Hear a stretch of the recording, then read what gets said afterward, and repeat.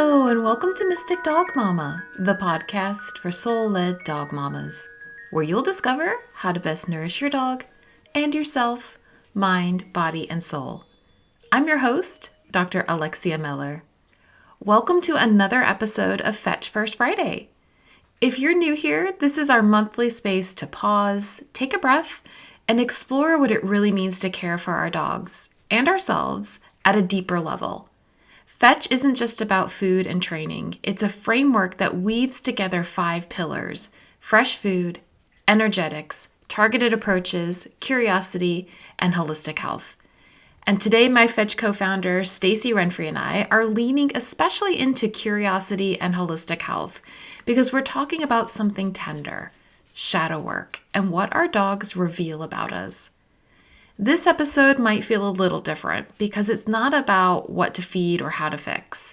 It's about the parts of ourselves that we don't usually talk about, the parts that we avoid, deny, or even reject, the fears, the control, the guilt, and the need to get it right. And how, without meaning to, our dogs pick up on these energies and sometimes act them out for us. You've probably had moments with your dog where you think, why does this bother me so much? Why can't I just let it go? That's the moment that we're talking about today. In psychology, Carl Jung called these hidden places the shadow. And here's the thing, the shadow isn't bad. It's just unacknowledged. Inside it are not only the hurts and the fears that we've pushed away, but also the gifts that we haven't yet claimed. Our dogs, in their uncanny sensitivity, often see those parts before we do. And in their own way, they hold up a mirror. So today we're exploring what shadow work actually is, why it matters in conscious canine care, and how noticing our own patterns can shift the entire relationship that we have with our dogs. This isn't about blame. It's about awareness, and it's about becoming more whole so that our dogs don't have to carry as much of what we've been hiding. Because when we do this work, not perfectly, just gently, the relationship softens. Not because they change first, but because we do. Stay tuned until the end because we have a free resource to share with you to support you on your shadow work journey. And if this speaks to your soul, we have another resource for you this summer season. Summer invites expansion, joy, and connection. But for our dogs and ourselves, it can also bring heat, overwhelm, and restlessness. The Fetch Summer Almanac is your seasonal compass. Rooted in traditional Chinese medicine and created through the lens of dog guardian connection, this guide offers cooling foods, daily rituals, heart-centered practices, and space to reflect so that both you and your dog can move through summer with more ease, rhythm, and presence. This isn't a how-to for doing more. It's a gentle invitation to do less, but with more intention. More listening, more softness, and more joy. It's now available as a downloadable PDF, the very first in our new seasonal living series. Buy your copy and begin your solstice-aligned journey today. The investment is only £7, and it's available on our online shop at learnfetch.com. I've left the link in the show notes. All right, on that note, let's go. Hi, everyone. Welcome to another Fetch First Friday on the Mystic Dog Mama podcast.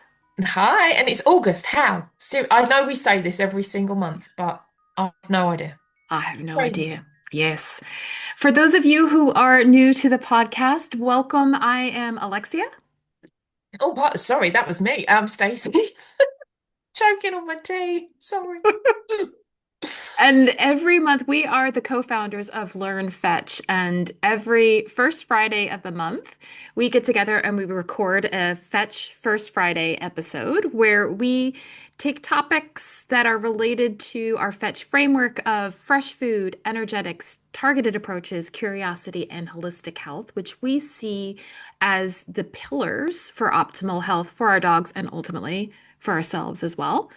And this month, we are kind of building upon last month's topic to a degree where we were looking at some of the kind of more shadow sides of the holistic dog world, the kind of the ways in which holistic care, in a sense, can trigger some different issues for us and can create, although it's completely aimed at having a healthier dog and a healthier relationship with our dog and being proactive with that can come some kind of darker sides of it. So we discussed that in last month's episode, and we're building up on it a bit today in this month's episode, where we're kind of extending the notion of shadow work and our dogs as mirrors. Yeah, Yeah, and I think because of the C and the H within the fetch framework, the curiosity and the holistic, this is that space where we can really kind of investigate these questions and curiosities and delve a little bit deeper into what it is for us about being human and the relationships with our dogs and what those mirrors are and what they're holding up for us. So yeah, it's a good one. It's exciting. exactly. It is. Mm. It is. And so we first of all want to kind of start off by saying that we recognize that this episode might bring some stuff up for you. Mhm. And it might feel a little hard or it might feel a little triggering to a degree as well. So we want to honor that and recognize that because we're going to be talking about parts of ourselves that we often avoid, that we as individuals avoid, and also collectively that we avoid or we're taught to avoid or to deny or to reject or to have shame around all of that. And the reason we're bringing it up in this kind of context too, in relationship to our dogs being mirrors, is that as we talk about quite often on the podcast, our dogs, in being mirrors, are reflecting those things back for us as an opportunity for us to see them, to honor those sides of ourselves, and to look at how we integrate them. And there's also a very real phenomena too that's going on with our dogs where they're picking up on all of this. So we see that related to maybe health conditions that they're exhibiting as well. So there our dogs are so intimately and intricately intertwined into our healing journeys that we wanted to kind of create a specific space in this podcast episode to do a bit of a deep dive into that and to witness that and see what comes up for us. Yeah, and to share some stories from us as well about the relationships that we've had with Lucky and Shadow, pardon the pun in his name, but in what that is, so that we can show you how we've been looking at those things that's brought up for us through our own personal journeys, and just to invite that you can have those thoughts and those ideas and to think about your dog in that way because it can feel very different. And I would also add on as women as well that the kind of witch wound stuff and the way that we're taught to silence some of our emotions and the way that we think, and sometimes our dogs are brilliant at kind of helping us to recognize that, and that's maybe part of their journey with us, and that's really beautiful too. But it can just be a little bit tricky sometimes, and it will bring stuff up, but that's okay too. And yeah. It is okay. And stick around till the end because we've got some resources to help you with that too that will point you in the direction. So if you need a little bit of support working through some of this stuff, or you find that particular things get brought up for you and you're not quite sure what to do with that, hopefully that will be a starting point for you. So we'll talk a bit more about that at the end. But Stace, I wondered if it would be helpful if we sort of start this conversation by defining what we mean by the shadow and shadow work, because I think that it's a term that's used a lot, but Mhm. not necessarily really define where that's coming from. Do you think that that's a good place to start? Yeah, and I think if you look at somebody like Carl Jung and his concept of the shadow, which is about the unconscious aspects of ourselves that we kind of deny, avoid, or reject, and that stuff that feels a little bit too painful to kind of look at. Um, and but it can include really positive parts of ourselves as well, the bits that we don't personally see or can't acknowledge potentially, but other people see in us as well. So it's all those kind of reflections of us and what that means to look at that and actually kind of own it, I think, as part of our journey, because we are such a range of emotions in every day, in every moment, and we have choices in those moments. And it's just time to kind of look at those and actually feel into it, I think, is a kind of broader spectrum way of looking at it, I suppose, isn't it? And yeah. And that whether it's collective shadows, whether it's not just our stuff, it's family shadows, it's nation shadows, and even like Eckhart Tolle talks about that in terms of collective trauma for nations and how that they were built and how those things get within us and how we take those things on a kind of surface level for us, but actually they're part of a bigger thing as well. But our healing is the healing for everybody in the collective, which is the bit that I love, because I just think every time I chip away at something, I'm doing it for the collective. And I love that feeling. That feels really good to me, that every time I heal something, another shadow comes into the light. That's for everybody. And that feels really good for It me. does. That's Yeah, absolutely. And I love that you just use that term of like as the shadow comes into the light, because that's exactly what Jung talks about is it's about an integration that we Mhm. can't see something until we bring it into the light. So it's bringing something from the unconscious into the conscious so that we can then do something about it. And oftentimes we become aware of the things that are our shadows, because again, they're unconscious initially. We aren't aware of them, but we become aware of them by things called triggers. And we talk about this with our dogs of them being trigger stacked, right? Where it's something in the external environment that irks us or upsets us or makes us angry or makes us sad. It creates a reaction in us. And we don't always know where that's coming from, but very often it's not the actual thing itself that is the issue, that is the problem. Is that the thing that has happened externally has brought something up from within us that might have happened when we were kids, it might have happened last week, it might be the collective thing, it might be the witch wound, it might be inherited trauma from, the mother line, all kinds of things, right? But it comes up via this external. And one of the things that is kind of key when we're talking about the shadow and shadow work is that there's an invitation there that when you recognize it, like, oh, I've just been triggered, that you respond versus react. Mhm. So there's a choice point there where it's like, okay, how do I respond and not knee jerk instinctively react to this? And to me, that's related with our dogs too, about how do we actually teach them to deal with those things that are triggering for them. So, for example, I'll use a quick example with Lucky, where it's not necessarily the dog that he's seeing right now that is the problem. It's the fact that that dog looks like a dog that attacked him in the past, and Mhm. he's making that association. So, my job is to help him, in a sense, break that association and look at, but you're safe now. You're safe now. We've got this. And so we teach our dogs that, but that's the invitation to teach ourselves this as well, and to Yeah, bring it into the whole. Yeah. in that moment that you can choose differently. And again, we've spoken about that before in terms of Course in Miracles and stuff. In that moment, we have a choice to choose differently. But we can only do that when we're actually acknowledging that thing that has potentially triggered us. And sometimes it can just be like a nervous system response, can't it? And it can just be a Yeah. build up within our nervous system. And then you explode. But we don't actually know potentially what the one thing was. It's the straw that broke the camel's back, that old phrase. That's what it comes down to. But the more that you get comfortable with being uncomfortable and asking those questions, and it's never easy. That's not what I'm trying to say. But what I mean is it just becomes a little more comfortable feeling uncomfortable, that you kind of feel into it and your nervous system settles into that kind of recalibration when you've healed something, when you've brought it into the light and you've recognized it and you've kind of thanked it for showing up, which is one of the big things that I always try and do. Again, I'm nowhere near perfect at doing that. It's part of the journey. But when those triggers or when those things come up, thanking them for coming up and going, right, what is this trying to show me? What am I trying to heal in this moment?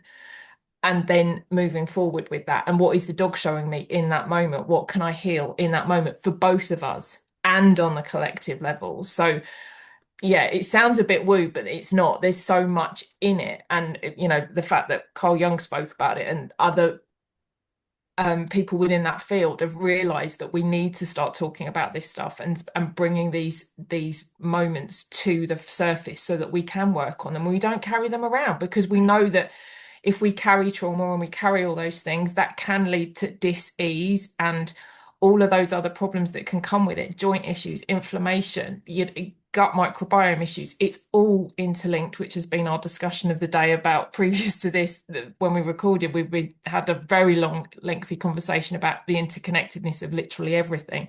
And that's what this boils down to at the end of the day, doesn't it? It's just Yeah. that everything is connected, but the more we show up to look at it together and individually, the ripple effect is huge. So Yeah, yeah. But I love too that you're bringing up about like asking the question, what is this asking me to look at? And I think it's important to say that you might not actually know in that moment. It's not actually about answering it right there and then. It's that just the very act of asking the question starts to open up the doors for it. And you might actually have an experience in your life, say a couple of days later, that makes you think, oh, that's related to that. There's this notion, we talk about it in Reiki, that there is an answer to every question that is posed. That it's like a universal law. There has to be. So when you ask that question of what is this meant to show me, you will get an answer. It might, maybe you get a download, like you hear something. Maybe you actually know what the answer is in that moment, or it could be several days later, something shows up and you're like, oh, that's it. But it's that staying open and curious that is important. And also by asking that question, you break that pattern of instinctively reacting. yeah, That's what helps you go into a state of response. And I was listening to a podcast episode by David Bayer, who, if you're not familiar with him, he talks a lot about mindfulness and he comes from a more entrepreneurial kind of perspective, but I ended up kind of like randomly coming across this stuff and just really liked his. never random. It is never random, but it was he speaks about it in such a practical way to me. And he was saying in one of his recent episodes that you're only ever in one of two states, and you can't be in two states at the same time. And one is just that primal, and that's the fight or flight. And he said when you're in that state, it's impossible for you to actually make good decisions or take right actions, and you just perpetuate whatever it is you're afraid of. That's what you end up bringing into your life is more of what you're afraid of. But when you're able to step into that kind of more responsive state, that's where you can kind of get clear, where you don't buy into the fear, you get clear, and that's where maybe the download comes for what your next action is. Or you end up meeting, again, never random, you end up meeting the right person for a conversation, or something shows up that you needed because you're in, for lack of a better term, like more alignment, and you're more receptive, and you're not coming from that fear state because in part you have a more regulated nervous system. Yeah. So just by starting to ask the question, you shift states, you shift out of that fear state, that responsive, or sorry, reactive instinctual state, and you step into the responsive state of, okay, so what is this? What is this offering me? And then it flips the dynamic too, where the thing that is the trigger becomes a gift. And that's where the gratitude practices can come in. And because when I first heard some of this, I was like, no. I'm not thankful for any of this. I have no gratitude for any of this.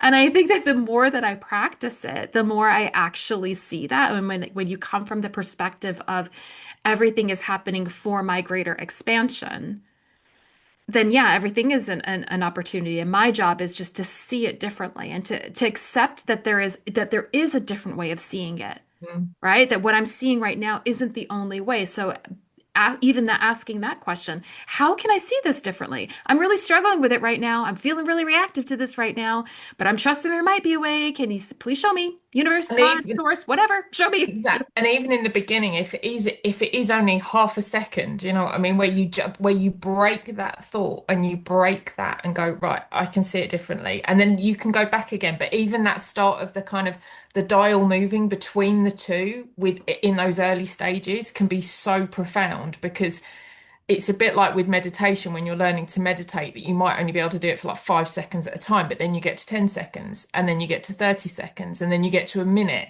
And it's just retraining Yeah, out that reactiveness to become breathe, stop, ask differently, and how empowering that can feel.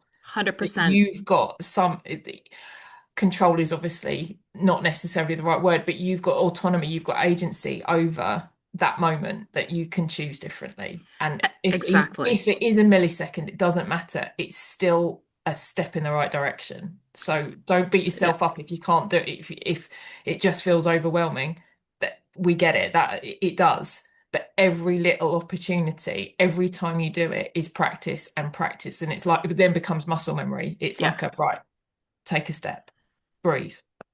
Exactly. I think you hit the nail on the head there with it. It's a practice, and that means to practice, and there is no end goal of Yeah, perfection with this. It's just practicing and you get better and better and better. And again, relating it to the dogs, it's a little bit, it reminds me, as you were talking about that, it reminds me of the practice that I do with Lucky, where when he might fixate visually on something and teaching him that when he turns away from that thing, he gets a treat. So hmm, he then has agency and he learns, oh, I can do this differently. yeah. I can do, there's a different choice here and I get I something don't that I have to want. get ready to be on the defensive because I'm not sure about that dog that's cut or that person or whatever's coming towards me. Actually, I can turn back round to mum, get food. Oh, there's a whole new world over this side. You know, it's that, isn't it? And giving Yeah. him those options. Yeah. Yeah. So shadow work is essentially doing that for ourselves. It's putting this into practice, doing that for ourselves, getting curious. And I think part of shadow work too is recognizing what does a safe space for exploring this look like for you. Yeah. And so that can be in community, that can be in maybe it's with a therapist, maybe Yeah. it's with a trauma-informed practitioner, maybe it's a women's circle, maybe it's even like Fetch First Light or in our membership that we're creating, because that's part of the intention for us too, is Yeah. to create that safe space to discuss these things. But it's finding, I think you're right that you can do it on your own, and ultimately you are doing it on your own. But I think it's impossible to do this healing work without Mhm. community because you need something or someone to reflect back to you. You can't see the shadow if you don't have that reflective surface. And so figuring out what that looks like for you, I think, is a key part of uh, a successful pathway for your shadow work as well. And we're hoping that, like I said, we've got a little free resource for you that we're going to be making available. Like hopefully that's a starting point for Mm. you of finding a safe space for you to explore these things. Yeah, it's good. But I wanted to ask you, Stace, because I mean, you mentioned that it's not lost on you the kind of irony of your dog Shadow, who was the kind of Kickstarter for your entire journey into this world of canine everything. I wondered if you might be willing to share a little bit about your story and how he really opened up the opportunity for you to do some really deep shadow work and what's kind of come out of that.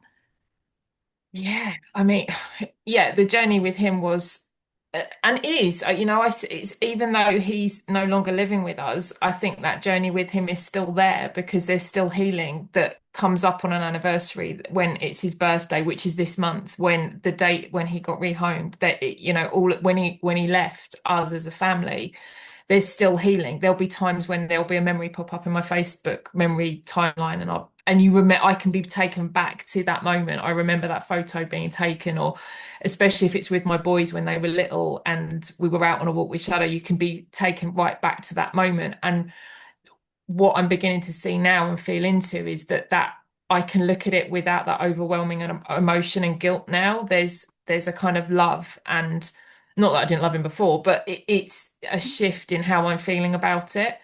But to backtrack a little bit, just I think probably a lot of listeners will know the kind of background, but essentially what happened, Shadow was 10 weeks old when we got him.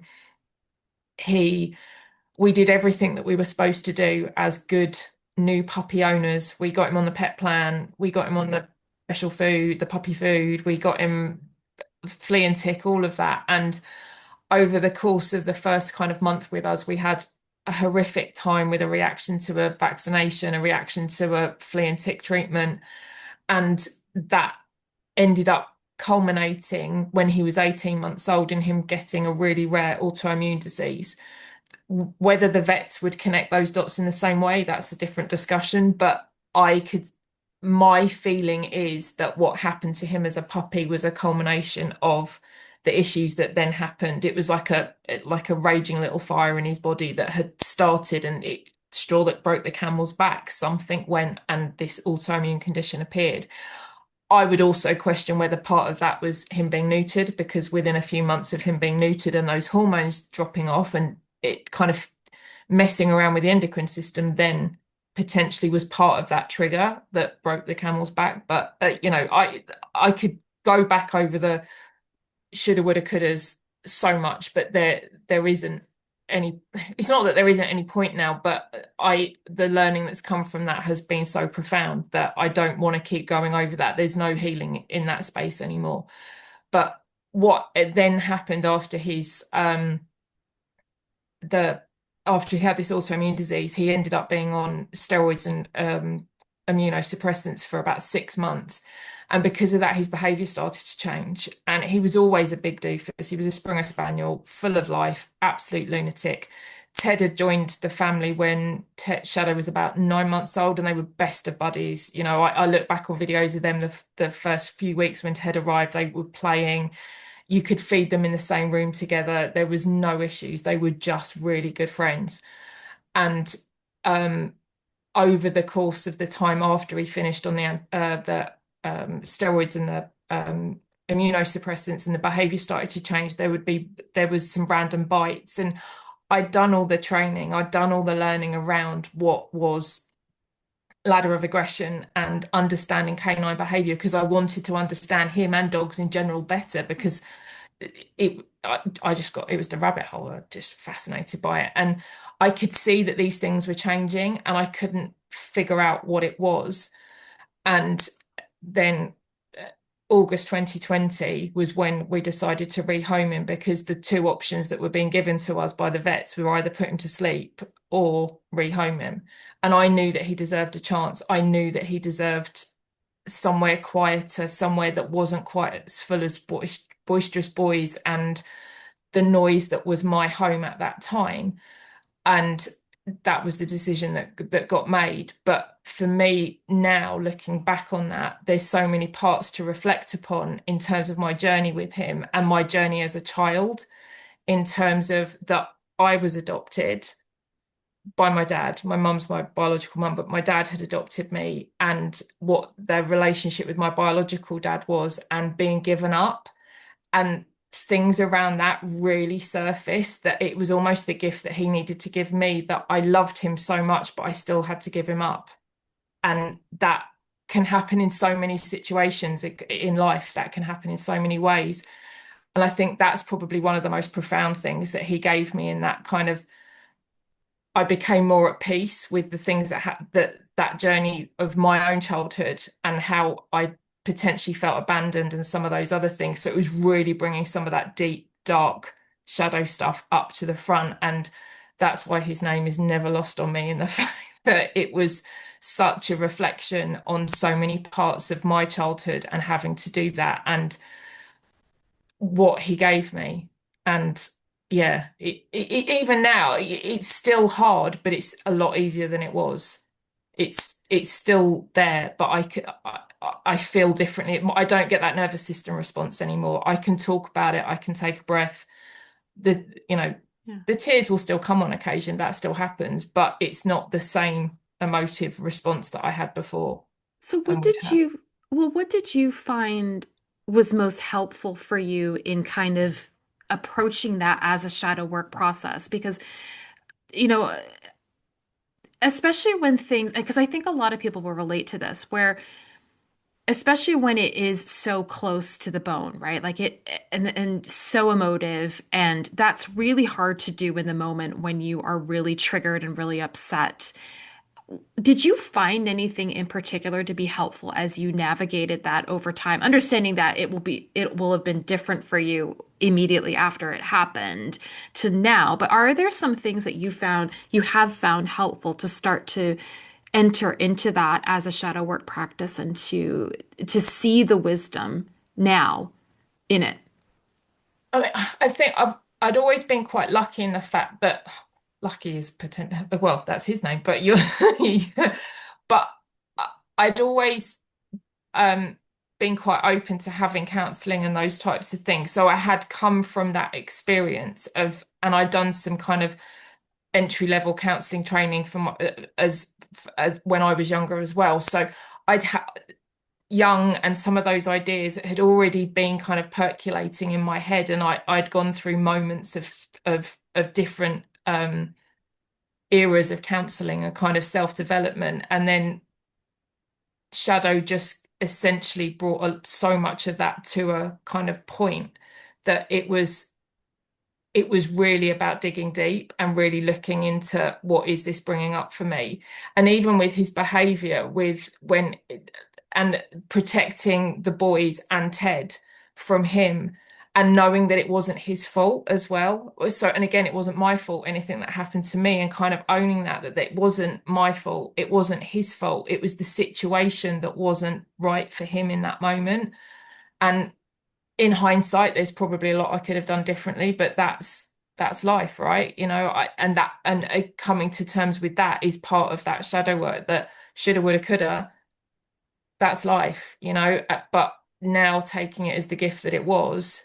But I think and it came in stages. It didn't necessarily come straight away that, like, oh, this is a reflection of what happened to me. It didn't happen like that. It came in chunks. There'd be like little glimmers of, oh, that really resonates. That feels like something. And then, like, I wouldn't necessarily think about my biological dad for months, and then something would happen. And again, like we were saying earlier, like those little moments that might just trigger or make you think of something, and then, oh, hang on a minute, that feels quite like what's just happening with that. And who was there to step up and speak for me? Who was there to step up and advocate for me? And all those questions that kept coming up. So it definitely wasn't like an overnight thing. It was a gradual, and being open to it, I think, as well. I wanted to see what I could learn from that. I knew that I couldn't be going through all of this for nothing. There had to be a kind of bigger reason. There had to be some healing to come out of this. And I suppose that's what I got curious about. Like, what was the healing? What is this? What is the lesson? And I don't mean that like, you've got to learn something. I just mean it, what is this a part of my journey and his journey? Why did he come to me for that short time? There was a reason. So what was that? And so that was when it was kind of peeling back the layers of the onion. So yeah, it was just, it's staying curious all the time, you know? I think that's what it was. It was Mm. just never shutting an idea down. Because even as loads of people would say, well, how the hell has your dog be you surrendering your dog for adoption got anything to do with what? Well, on the surface, it doesn't, but all those feelings and that healing all sits under there. It's all the same stuff. And that's Yeah. what I wanted to get to. So it was the continual digging, I Well, think. love that you brought that up about it's the feelings. It's not actually, again, it's not about the thing itself. It's the feelings that we have attributed to that thing. So, you're right. On the surface, it doesn't look the same, but it triggers, again, those same feelings. And it's those feelings that we're being asked to acknowledge, not make wrong and address. And addressing doesn't mean get rid of by any means. It's about giving it space and saying, like, I witness you, or like saying to that little girl that wasn't witnessed, or that was told they weren't allowed to feel that. And so much of what you were saying, although our situations were very different with the dogs, that was very similar to what I went through with Lucky. And to kind of validate what you were saying too, about there's obviously a reason that Shadow came into your life for however long, and it doesn't matter. It's part of that experience. Mhm. When I went to, and listeners will probably already know this story, but just to kind of touch on it, when I went to the curandero in Mexico, thinking, and I was similar to you, like I was raised in a kind of household where my mom was really into things like A Course in Miracles, and Yeah. my mom studied with Louise Hay herself and Carolyn Mace herself. Like I was around all of that kind of stuff, and now, like, so grateful for that gift. So it was in my kind of lexicon to even start like thinking about and talking about things in this way. And I knew when I was in Mexico that I was on another version of my healing journey, and I knew that I needed some help and support with it. And I went to the curandero thinking initially I just need like my chakras unblocking or something. And that's where he had said, that's not at all what's going on. The big issue is, as an energy worker, you're taking on all of this other stuff and not creating a practice, again, a practice, where you Mhm. are releasing it and creating appropriate boundaries. And he said to me there and then, I want you to pay attention to dogs and cats that cross your path, especially right now, because they're healers for you. And in my mind, and it's kind of spoiler alert, Lucky showed up like 2 days later, named Lucky, not by me, but like by someone who doesn't speak English, like, same thing. Like it is not lost on me, the irony of all of Yep. this, right? But my idea of like this beautiful little being showing up as a healer at first was, oh, it's going to be so wonderful. And Rainbows and unicorns. It's yeah, going to I be mean that amazing. Yeah. totally that was my initial feeling, but then since I have gone through many dark nights of the soul, I was like, when the proverbial shit hit the fan, I was not surprised that this was part of the healing that he was asking me to undergo. And for listeners who are not aware, my journey into canine nutrition and all things dogs stemmed from the fact that Lucky started out with some really severe GI issues. So similar to Shadow, like it was the health stuff that kind Mhm. of kickstarted. And then he started with kidney stuff. And I spoke to my vet about it, and she's just absolutely fantastic. And she said, we're not trained very much on nutrition. I don't know how to support you, but you're going to have to figure this out. And I had to figure all of this stuff out on my own. But what the healing was, and we'll talk about this in a little bit in this episode, but I think one of the biggest things in terms of what was triggering for me was very much about my relationship with my dad and not being good enough. And I was very much raised in an environment where if I got a B on an exam, it was why didn't you get the A? If I got a 99%, why didn't you get the 100? I was doing everything wrong. And I had a thing around every single one of my pets growing up, for some reason or another, left my life. And I had immense guilt over that. Although I was a child, I didn't have any control over that, but I had immense guilt over that I was carrying. And I also felt like I have to get this right.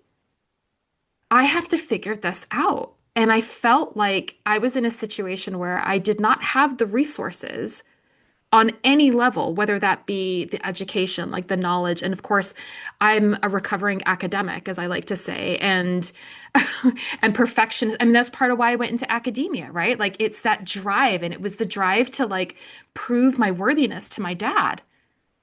I'm smart. Look at me. I can do this. Look at me. Right? I'm not blind to that either.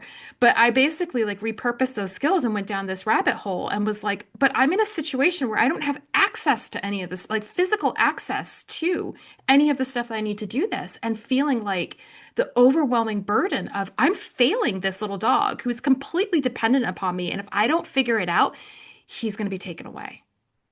That it was like it was the 8-year-old Alexia panicking, Yep. full on panicking over how do I deal with this. But the gift was because I actually was aware of that and I was actively exploring another level of my healing journey. So I could catch myself in those moments and I recognized this isn't current Mm. day me freaking out. This is 8-year-old me freaking Yeah. out and saying to 8-year-old me, and I literally would say, it's Lexi is what I was always called as a kid. My family calls me, and I'd be like, Lexi, it's okay. I've got you. Doing that exercise, I felt like a moron saying it, but I was like, I'm doing it, right? Like, and talking to her, saying, it's all right. Like I say to Yeah. Lucky, like, it's okay. I got you, Yeah. and say, that's okay. I'm handling this. And I have the skills to figure this stuff out. But also looking at it's not completely on me to fix this. Lucky and I are in this journey together. Yeah. And so, how do I also honor what his journey is? And I think that was such a gift, and that has gotten both of us to where we're at today within our own relationship, and it has dramatically influenced the way that I see flare-ups of things Hmm. with him now. And what I hope to convey to clients and to people who are in our group, to members, all of that. That's a big part of what we're trying to do with Fetch is to convey that sense of confidence and that sense of it's not your fault and there is no one perfect way. Yeah. And that this is an invitation. And if you look at it as an invitation, what actually comes out of that Yeah. rather Because it than feels having to so figure it much out? lighter as an invitation, doesn't it? Rather than a demand or a you must do this. But if it's just an invitation, just the word feels lighter. So it just gives you that opportunity to feel into it without any expectations. There's no right or wrong. It's, well, what is it? And it could be many things. It could be lots of Yeah. things. It doesn't have to be one thing. It could be that you start to unpick the various different strands of that thing, but it's still all connected. Mm-hmm. 100%. Always, always. I think it might be helpful as well as we're sort of talking about dogs as mirrors and the ways. So we've talked about how Shadow and Lucky have brought things up and continue to bring things up from the unconscious for us. But I think it might be helpful to kind of give some other examples to people of how that might actually show up, especially if you've not necessarily had that kind of, say, a traumatic experience and think, well, that's, my dog's not showing me anything, but it happens at every level. So maybe it would be helpful if we run through some different examples of where that might kind of pop up Yeah, I was in just terms of how looking they at, show I mean, us. we We've got a we list. we got a list. We've We've got a always list. got We a always have a list. list. Um, but yeah, I mean, this was one thing that I brought to the table just before we started Oh recording, yeah. wasn't it? About the Do it, do it. the whole thing about what need is a breed fulfilling. Like when we're looking at dogs as breeds and that why we choose them, what is that? So if you look at something like the Cockapoo, really, really popular breed because it looks like a little teddy bear and is it about the nurturing and what we can offer that, but are we then missing that they're dogs? What is that mirror showing us? What is it that we need from them, but can we give them what they need? And it's those questions around things like that that just make my brain go, "Ooh, this is another interesting one." But it's huge, and this is something that we're going to address, I think, more as Mm. we kind of go forward, because we were just having this really in-depth conversation before we started recording about things like what does it mean to even have a dog now, especially when we look at historically how dogs evolved and we bred them for particular jobs. And like if you've not listened to the episode that I did in interviewing Kim Brophy, she Mm. talked about how like that's one of the kind of the core components that we bred dogs to do certain things and then we no longer have those things for them to do. And so that's where the whole training industry has really kind of cropped up. It didn't exist. Even she was saying like, growing up in the 70s, she's like, there were no trainers. We didn't keep dogs in the same way.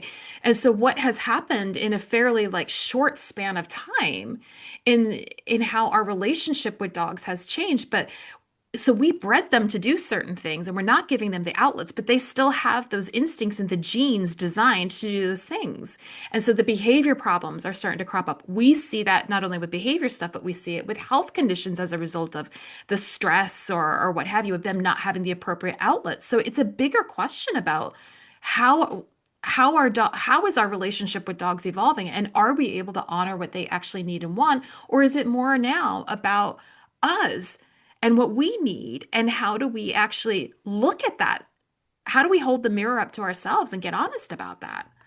Yeah, and when you look at the numbers of around dogs with disease and how that presents, is it as a collective, these animals, these amazing creatures that live beside us every day, what are they taking on from us, and how is that then as a collective of dogs, Mhm. that they are sick, that they are not well. Right. It's that knock-on effect, isn't it? And what is that reflecting as a mirror on a collective level for both Totally. of us?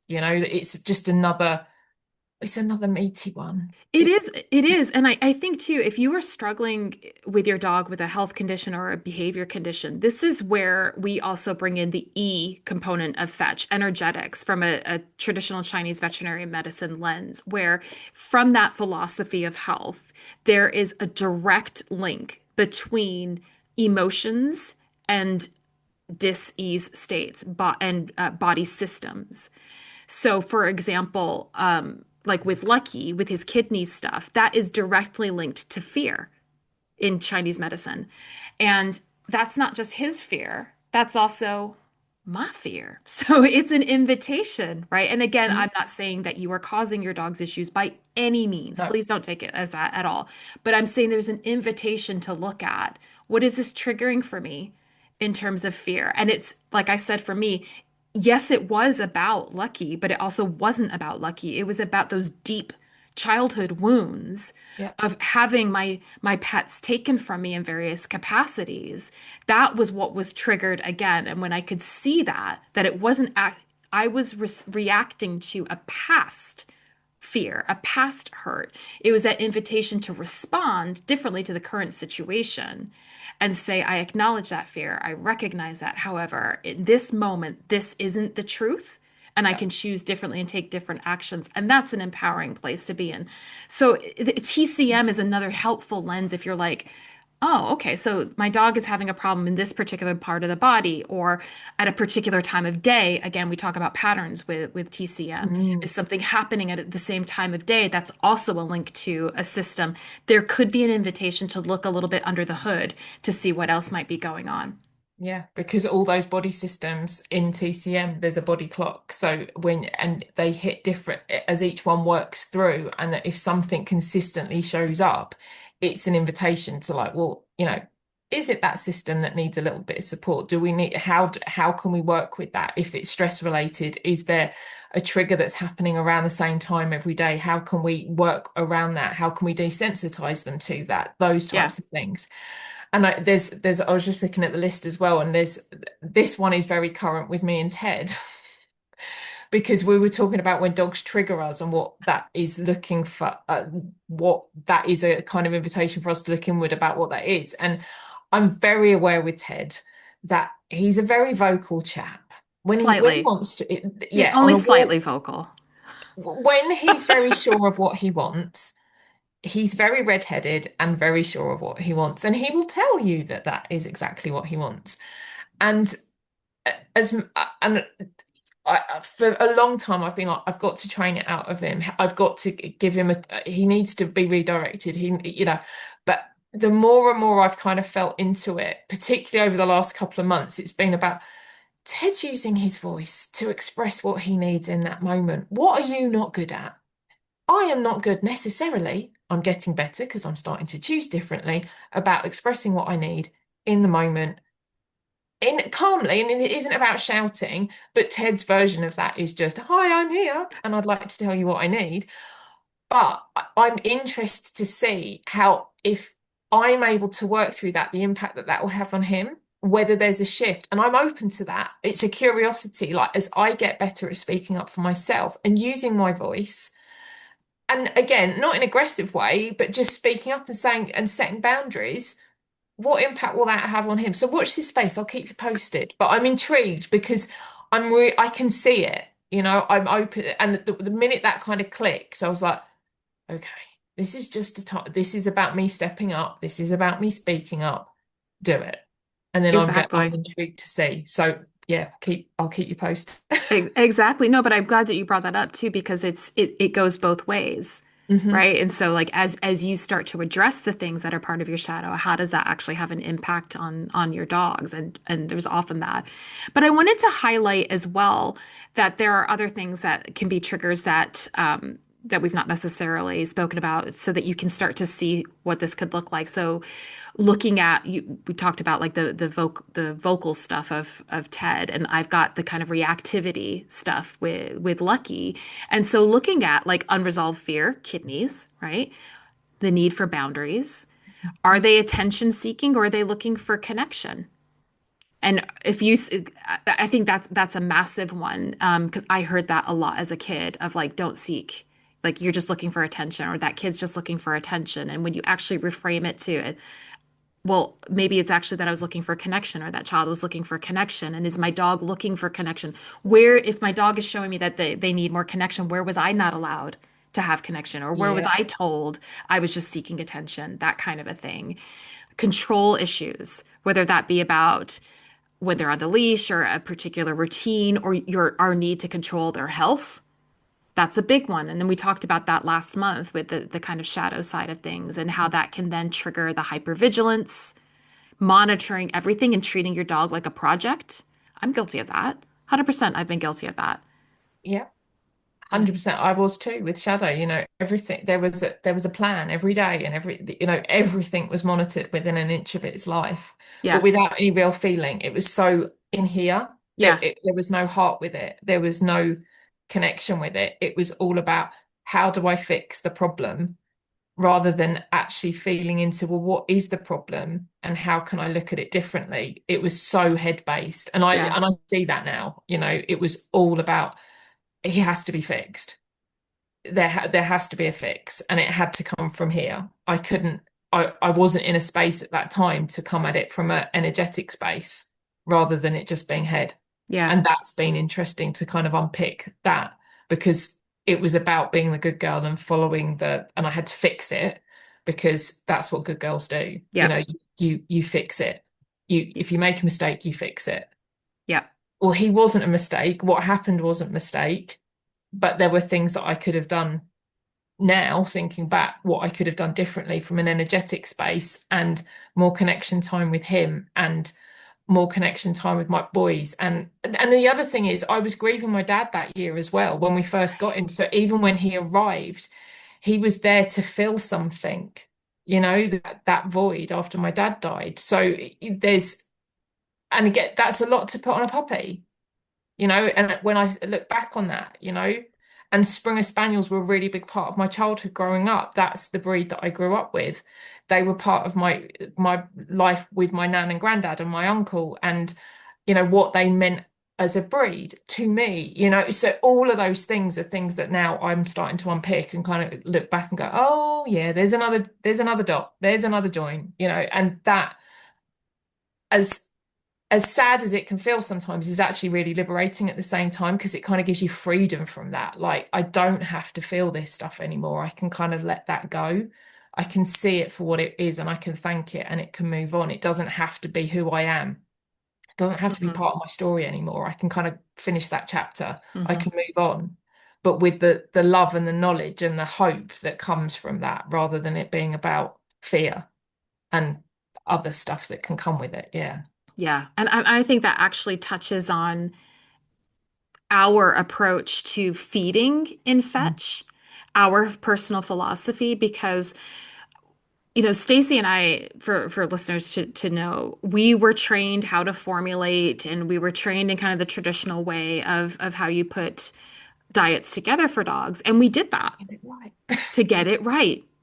What is the exact thing that's needed? And it was for me, it was so toxic because, again, I'm going to be talking with Georgina of Georgina's Kitchen, who did a study, and we were made aware of this study when we were doing Mm. our courses too, where she took samples of different beef livers procured from, I think it was actually from the same store. It was Yeah. like three different beef livers, sent them off to a lab to have them analyzed for nutrient composition. And one of the things that we put beef liver into diets for, kind of traditionally, I mean, I hate this sort of reductionist approach. Liver has a lot of amazing things, but for this particular example, looking at zinc, the Yeah. amount of zinc, and the range was not Mm. just like a couple, a difference of like 1 or 2 milligrams. It was like 40 milligrams Yeah. difference. I mean, it was like drastically different. And that really opened stuff up for me of, oh my God, I am hanging everything on this spreadsheet that takes data from the US Department of Agriculture. When I dove into that, looking at some of the data was procured in 1979. You cannot tell me that our farming systems have not changed since 1979. They have. And it was like this thing that I was relying upon for security to get it right, to make sure that I was the good girl, that everything was Yeah. perfect. The whole thing was blown open for me. Fell Now, apart. it totally fell apart. Sure, there's a time and place for formulating like that. I'm not saying that there's not. But for us, when we started to look at, even with disease states, like serious disease states, and again, I was dealing with Lucky with kidney disease, right? Hmm. I'm very familiar with dealing with a therapeutic diet. I still don't feed him like that because it doesn't make any sense. And I can share links if you want to hear various professionals talk about formulating stuff and where the numbers come from and all that, so you can understand this and draw your own conclusions from it. But our philosophy of feeding is one where I saw when I was giving clients therapeutic diets to follow, they thought that that was giving them a sense of confidence and that would make them feel better. All it did was drive the fear. Yeah. Because what happens when they couldn't find the ingredient in the store and they didn't know why I'd put it in there and how to substitute? They freaked out. Or if the dog didn't eat exactly the amount that was specified, they freaked out. All it did was drive that fear state. So I Yeah. said, wait. And using my experience of feeding Lucky. So again, I'm not doing this from a place of never having gone through this myself. Hmm. I'm doing this from the place of this is what I do for my dog. And I had a beautiful listener and a member of our community get in touch about wanting some support for her dog who had different sort of urinary system issues, which obviously the kidneys fall under. And she wanted me to help support her with this, with a therapeutic diet. And I explained to her, I'll give you a nutritional plan. I'll show you how to do this. But it is not a recipe of this many milligrams of this and this many milligrams of this and like to that degree. It's I want you to feel confident Yeah. in why you're adding something in and how you can make adjustments and how you can think through that. Because when you go to the butcher or the grocery store and they don't have that ingredient, I don't want you in a full-blown panic like Yeah. I was in. And other clients, because I had that guilt too of, oh Yeah. my God, I put them in panic. They're absolutely panicking. And again, we believe in energy transfer into if you're full blown panicking over what's going into the bowl, that energy of panic is going into the bowl, feeding the very thing. And especially with something like kidneys or urinary stuff, which is Yeah. based upon fear. Oh You my don't want God, that. you don't want that. No. You don't want that. So I think that's where it's also an invitation to kind of look at where is this fear of control or losing control coming from and just getting curious with it. And what is something small that you can do to both love that part of yourself that just desperately wants to get it right. And I get that. I mean, we refer to ourselves as Monica from Friends. Like Yeah. we have that. We were told to be the good girl. And again, this is the collective as well, and our individual experiences of the collective. We get that. This isn't coming from a place of like never experiencing this. We come from a place of like living within this and dealing with it. But if you can start to open that up and ask, is it possible that there's another way? Is Hmm. it possible that I don't actually have control? Because again, that formula, that spreadsheet gave me the illusion of control. And then once I saw the truth of it and was like, there, yeah, I don't Yeah. know how many milligrams of zinc is actually in that one piece of beef liver that you're putting into that bowl right now. Nobody Yeah. knows. And I still vividly remember the first time that we were sat next to each other on that course and we were suddenly shown this formulator on the screen and it was just like la like this moment and we both were like, oh, actually this looks really cool because we'd kind of gone in it anti-formulator, sorry, and then we kind of saw it and we are like, oh my God, this is going to be so amazing. This is life-changing because this is going to give us the security and the safety that what we're saying is right, because oh, look at this, it's drawing data and it's putting it all together and it's telling us if we're over or telling us if we're under. And oh, look, we've got it just in the ranges. And if we add a little bit more of this, we can get it closer on this.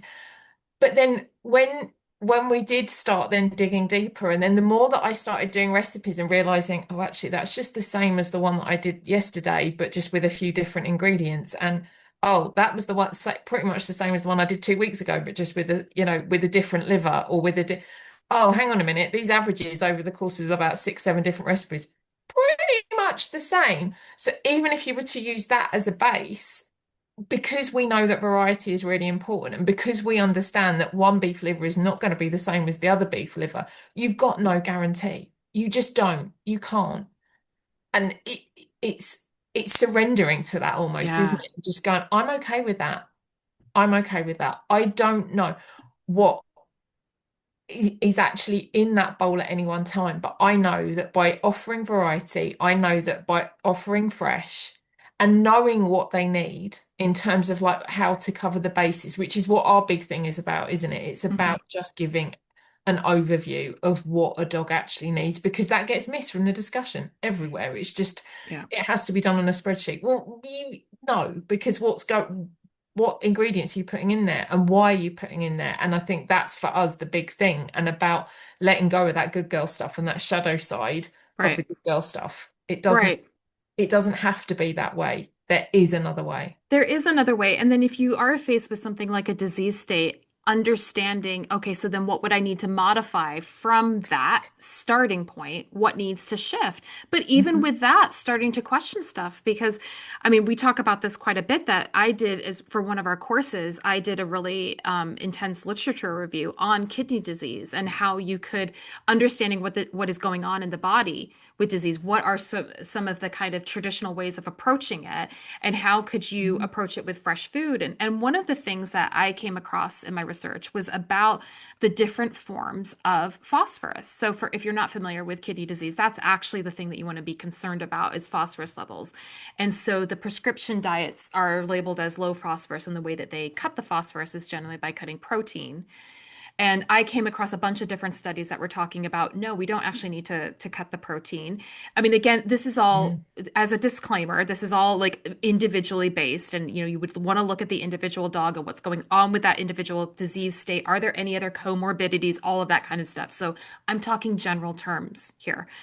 But the big concern is phosphorus. But when you start to look at, again, where all of these numbers come from in terms of what are normal ranges, they are all tested on dogs that are fed kibble. Mhm.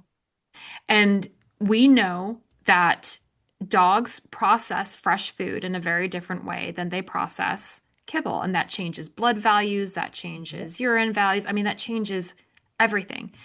And we also know that as nutrition consultants, we have been trained on the fact that how the body absorbs nutrients, because that's the key, right? It's not Yeah. just about what's in the bowl, what's on the bag in the bowl. It's about what actually gets into the body and then uptaken into the cells, right? That's what we're most concerned about. And we know that there are various forms. So using zinc as an example, there are various forms of zinc. Mhm. And synthetic forms often don't get absorbed as well into the body. But guess what? It's the opposite with synthetic phosphorus. The synthetic phosphorus gets absorbed very quickly into the body, and that's what causes the problem. Funnily enough, the body seems to know what to do when it is presented in an organic form, in meat and bones. So, where all of this push had been about cut that, stop giving the dog bones, stop giving the dog meat, when you dig a little deeper, it's like, well, maybe that's actually not true. Maybe it really is about the form. And so it's again asking these different Mm. questions. Yeah. And so, what I had been sold as the way of how you approach kidney disease, as I was doing this research, I was like, maybe this isn't true. And when I took it back to our instructors, they were like, oh, yeah, right? That's interesting. Maybe we need to look at that. Maybe we need to rethink that. So I think, again, that's just to say that there is no one way to do any of this kind of stuff. And this is the benefit of C in Fetch, curiosity. Yeah. Ask different questions. I asked different questions about the organic versus inorganic phosphorus and what could that look like. And that sent me down a rabbit hole of maybe what we've accepted as truth isn't necessarily truth and certainly not for all dogs. So again, this is a disclaimer. It is based upon an individual dog. Speak with your vet always. Speak with Yeah. a professional about it, but ask different questions. Yeah. And that's the bit you can do. That's the bit that you have agency over, that you can ask different questions and it's okay to. And again, that comes to using your voice and speaking up. Some things that may need to come out of the shadow because that may be things that you haven't been able to do in the past and you find it really, really hard. So how can you gradually do that? How can you, what's one small little question that you can ask, and kind of build up to, and again, this isn't about kind of getting to the point where you're brash and in people's face. It's just about stepping into who you are and being able to actually speak confidently without fear. And even if the question is wrong, like it's okay it's learning. That's okay. I still remember at school putting your hand up thinking, oh God, am I going to get this right? It's that. But we still end up feeling like that, even as Yeah. adults. That's a whole nother subject on the school system, but I'll leave that for another day. But it's that whole thing about like, is it okay to ask a question? That maybe that's part of the work that this stuff is being presented for us to do. Maybe that's what that invitation is for us in that moment. Can I ask a different question? Yeah. Without fear of kind of being shot down or, told that you're wrong or told that you're stupid, all of those things that can surface with that uncertainty around asking questions. So yeah, That it's just another Exactly. reflection, isn't it? Exactly. And it's also remembering that this isn't about fixing everything. So it's not about with the end goal of getting it all perfect and fixing things. Mm, Like actually the lesson might be in that the dog doesn't get well. And the lesson might be about how can we accept and be present with various health states. I mean, as hard as that is, but I think we have to step into those things and look at that there's real value and there's a gift and there's a beauty in everything. And kind of getting away from the sort of forever dog mentality that we have, that's not I do understand the push for it. I totally get that. And of course we want our dogs around for as long as possible. No one's denying that. But I think this sort of like false idea that if you just give blueberries, your dog is going to live forever, or yeah. then shaming yourself for, I should have let the broccoli sit cut for 90 minutes. That's what caused the cancer. I didn't do that. It's none of that's true. None of that's true. And so it's an invitation for how can we love ourselves fully and completely and love our dogs fully and completely in every state, no matter what. Yeah. I'll get off my soapbox now. No, you stay there. We love it. But is there anything else that you wanted to bring up before I mention our PDF? No, I don't think so. I think we've kind of gone around the houses in a as we always do. But again, everything is connected. So all these discussions are relevant in terms of what it brings up for us and Exactly. it how and actually naming it as shadow work. Because if we don't actually give it a name or give it some kind of context, we don't actually recognize what we're doing. Right. I think actually naming it and being proud of the fact that you're ready to step into this way of thinking about life and opening up these questions, and it's okay. And like you said earlier about making sure that you've got that support system around you 100%. We're each other's sounding board, and I've got other close friends that are my sounding board, and having that around me. And like I said, I'd had counselling many years in various different forms over the years, but they've given me tools over the time. So what tools do you need? What does that look like for you? Because it's going to be different for everybody. Again, it's that myth of the silver bullet. It's going to be one thing for everybody, and it's not. You can't. So what does your support team look like? What does your safe space look like? It's Yeah. it's stuff to look at that as well. And recognizing that what worked for you 10 years ago might not be what you Yeah. actually need right now and allow yourself to evolve. So, what do you need right now? What does that look like right now? But like we said, we have created, we have, in case you're not aware of it, we have a Fetch Mm. starter pack, which is a free pack that we are just going to keep adding resources to kind of get you started on your Fetch journey that are linked to their aspects of each of the acronyms or each of the letters of the acronym. So we've got things in there for fresh food. We've got things for figuring out your dog's energetics. We've got PDFs for targeted approaches to things like supplements Yeah. and having conversations with your vet, asking different questions. And we currently have, this will be our second Mm. PDF at the time of airing in the holistic health. And I actually think that the two work really well together. The first one that we've got is on an energy healing, a really simple energy healing practice that you can do with you and your dog. And then we have a shadow work PDF just to get you, it's really simple, just to get you started with some prompts and space for you to do some reflection on what your dog might be bringing up for you and what are some of the gifts from that. And there'll be some tips on ways that you can kind of create that safe space for yourself, but they might be nice things to do together. So if you are already signed up for our mailing list, you'll have access to the link. It's a Dropbox folder that we're going to keep adding things into it. So feel free to go in and take a sneak peek around all of the different resources and download whatever is relevant for you right now. And with that is also the invitation, if you're not already in it, to come into our Fetch First Light Facebook group. So that's another aspect of community where you can come and share your experiences with us. And we'd love to hear like how are you working through things? What is coming up for you right now? What are you finding helpful? Where are you struggling with stuff? And it's a safe space of like-hearted guardians, as we like to say, to explore this way of being with our dogs. And us, and just figuring this thing called life out as we go, right? Absolutely. Absolutely. So I hope that this has been helpful for people. We'll leave the link to the starter pack in the show notes, but you can also go to learnfetch.com and get all the information there. But we hope that it's been helpful and that it's maybe sparked some thoughts for you, and maybe some is an invitation for looking at things with you and your dog a little bit differently. And again, we hope to be part of your support system as you work through this. Yeah. Yeah. Yeah. Fab. So that's all Did it. yeah, we did it. That's all. That's all from us for now. And we will see you next month. Take care. Thank you. Bye. Bye. Thank you so much for joining Stacy and me for this month's Fetch First Friday episode. We really hope that you found this helpful. Like we mentioned, we have created a shadow work guide to help you begin reflecting on what your dog might be inviting you to explore. It's part of our free Fetch starter pack, and you can access that on our website, learnfetch.com. But I've left the link for you in the show notes. And don't forget that we have our Fetch Summer Almanac too, as a beautiful support to accompany the shadow work guide. If this episode resonated with you, could I please ask you to share it with someone else that you think would find value in it?